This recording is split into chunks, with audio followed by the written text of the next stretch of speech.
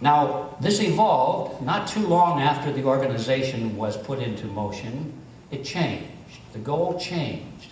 World domination didn't change.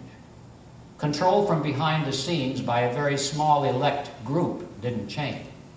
But what did change is that the focal point for this was no longer the British or the England, but it was to be a new world order, international in scope, and to be housed through an international organization of some kind.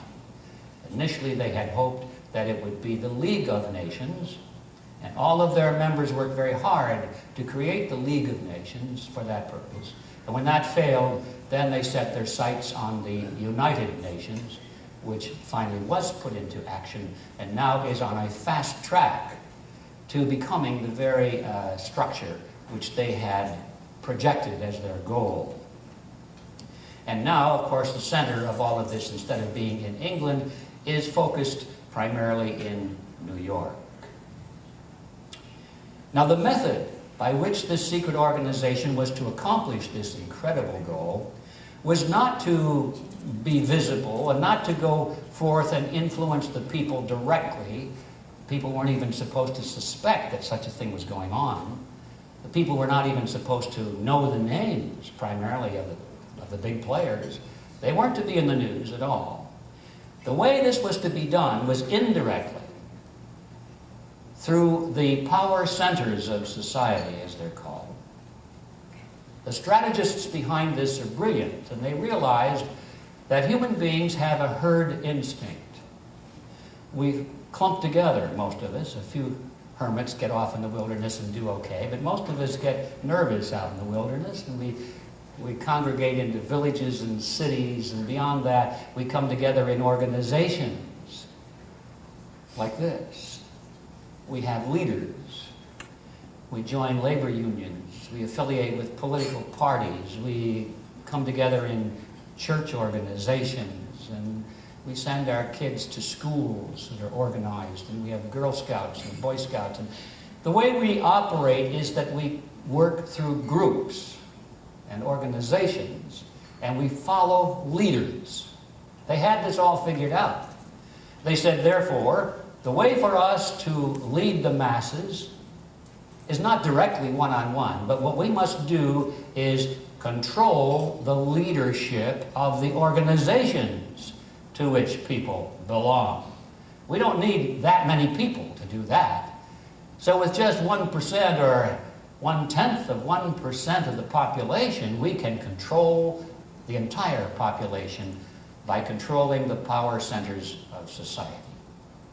That was their strategy from the beginning, and it is their strategy today. And I might add, it is an extremely effective strategy. The structure of this secret organization was outwardly modeled after the Jesuit order. Yes, incredible, isn't it? But Rhodes was an admirer of the organizational genius in his mind of the Society of Jesus, the Jesuit order, and he said we should use that as our model. He didn't take it straight across, but he took many elements from it. And at the deeper level, though, it is interesting, I think, and very instructive to note, that he borrowed the structure of classic conspiracy control directly from Adam Weishaupt. Now, those of you who studied this thing, you recognize that name. Adam Weishaupt was the founder of the Illuminati. And we all know a little bit about the Illuminati because it was disbanded in Bavaria shortly after it was formed. And their secret records and notebooks and so forth were seized and placed into the public record. So you can go to a library today and read verbatim the organizational structure of the original Illuminati. Now, there's a debate as to whether or not the Illuminati really was destroyed or whether it just went underground and still exists today. I think that debate is interesting, and I have my own opinions about it, but they're just opinions. In the final analysis, it's not too important because we know that there are shoots coming up from the ground with identical structures all over the place. Now, whether those shoots are coming up from seeds or roots, I don't think makes too much difference. The fact is that we have had many organizational imitations of the Illuminati, and this secret one that we're talking about here, created by Cecil Rhodes, is a perfect example. Now, what is that structure I'm talking about? It's what they call rings within rings within rings. That's the way they usually refer to it. And what that means is this. Weishaupt said that in the center of his Illuminati organization, there would be a controlling group of maybe 3 or 4 people, just a small number. These, in turn, would create a membership ring around them of a larger number, perhaps 20 or 30 or something like that. And the members of that ring would not be aware that they were being dominated and controlled by the inner circle. Now, that outer ring then, in turn, thinking that they were the whole enchilada, would then create a larger ring around it, comprising of hundreds or perhaps thousands of people. And those people would not suspect that they were being dominated and directed by an inner ring. And then finally, that last ring would create still another one that would reach out to mass organizations, reach out to the masses. And in that fashion, Weishaupt said that a few of us in the center, through this carefully controlled structure of rings within rings, can control the world. And the people being controlled would never know that that's how it worked. Now, that's the structure that Weishaupt created and described at some length, and it's interesting to me that Rhodes selected that very structure for his secret society. Now, let's take a look. Well, I'm glad there's not lead attached to that. The result of all this, ladies and gentlemen, is that this structure, this secret society, remains invisible to the average person.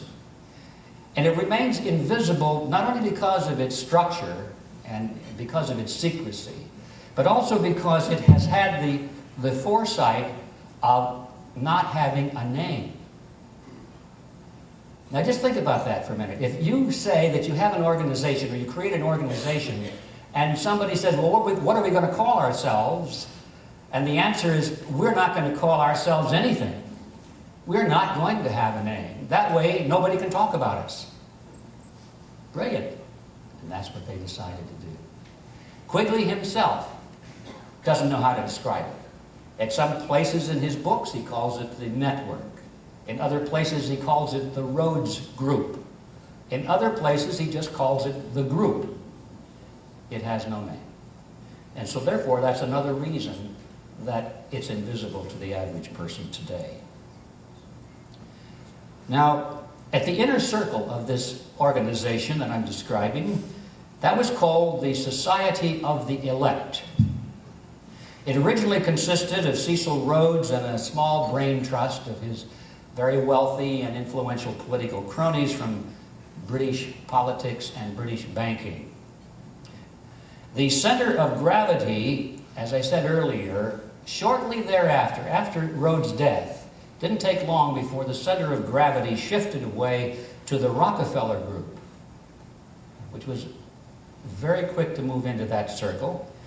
And now we see that there are centers or secondary centers of influence within the Rockefeller Group and centers within such organizations as the Bilderberg Group and the Trilateral Commission, to name just a few.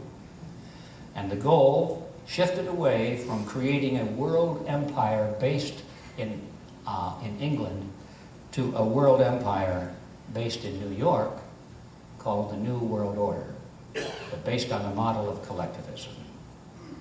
Now, the secondary rings around this society of the elect that Cecil Rhodes created were called roundtables.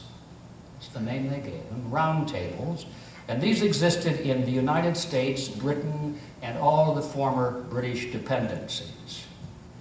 Finally, there was a tertiary group, or ring, around that was created. Each of those round tables in each of the countries created another ring, larger, around it, and they called those, in most of the British dependencies, they called those the Royal Institute for International Affairs.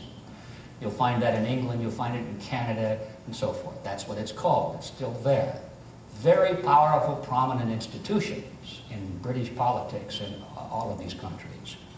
In the United States, for some reason which I've never been able to find out, they didn't choose that name, I suppose because royal wouldn't be an acceptable word in the United States. So in the US, they call it the Council on Foreign Relations. And ladies and gentlemen, after 100 years of penetration into the power centers of society, the Rhodesian network, which I call it, I have given it a name, and I hope you'll pick it up and use it because we have to identify this group. I call it the Rhodesian network, or the Rhodesians. After 100 years, the Rhodesians now are very close to the final achievement of their goal in the Western world. Now, I add the phrase, in the Western world, because we must not lose sight of the fact, and we're looking at this group, that there is another group out there which is just as dangerous, just as secret, just as cunning as the Rhodesians. And they, by the way, took a clue from the Rhodesians, and they got rid of their name a few years ago. We used to call them communists, and then they got rid of their name. They pretended to go away. They pretended that they crumbled overnight. Great miracle. They're still there. I call them the Leninists. They have never renounced the theories or the goals of Lenin. They just renounced communism. Well, they never really had communism in any of those countries anyway. They always referred to themselves as socialists or Leninists or what have you. But all the old former communist commissars simply took their hat off and said communist on the front of it. They turned it around, and now it said social democrat. But you notice it's the same heads underneath the hats. The heads didn't change, nor did their real policies. But I want to emphasize that there is another very large and powerful and dangerous group out there, which I call the Leninists. And the Leninists and the Rhodesians are often seen warring against each other. Let's take a look at Mr. Bush in Washington, D.C., and in Venezuela we've got Chavez. Now there's a perfect example of the Rhodesians versus the Leninists. And they fight each other, they are opposed to each other, they criticize each other, they hate each other. But the world that they want is the same. The only thing they disagree with is not ideology, it's who is going to run this new world order.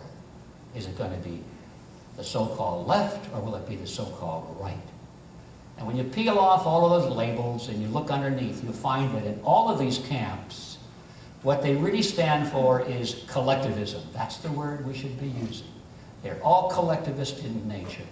But then they wrap themselves in flags and different rhetoric, and they appear to oppose each other. But I want to emphasize, just because we are focusing tonight on one group does not mean that that is the only place we need to keep our guard up, because we have another equally potential group very much alive in the world today.